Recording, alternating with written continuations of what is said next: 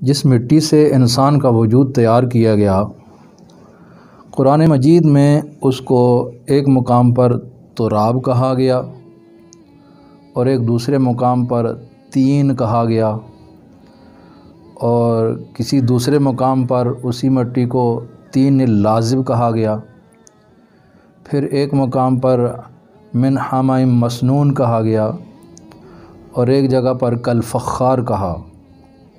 یعنی مٹی ایک ہی ہے اور اس کے نام قرآن پاک نے مختلف بیان کیے ہیں۔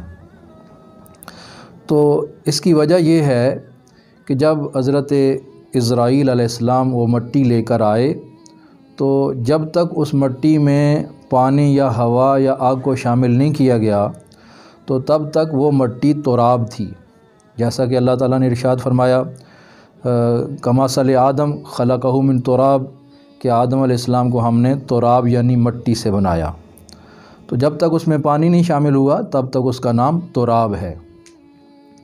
پھر پانی کے مرحلے میں آئی تو اس میں پانی شامل کیا گیا، اور یہاں یہ بات واضح کر دوں کہ اس مٹی پر 40 دن تک برسات ہوئی، 39 دن غم کی برسات ہوئی اور 1 دن خوشی کی برسات ہوئی۔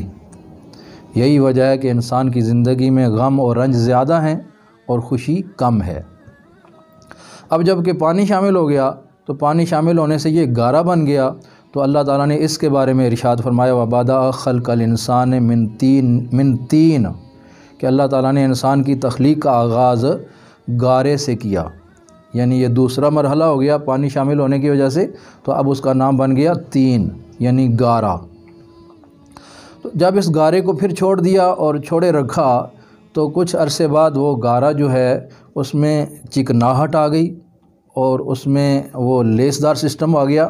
تو جب وہ لیسدار ہو گیا نا گارا، تو تب رب نے ارشاد فرمایا انا خلقناہم من طین لازب، کہ ہم نے انسان کو چکنے گارے سے یعنی لیسدار مٹی سے پیدا فرمایا۔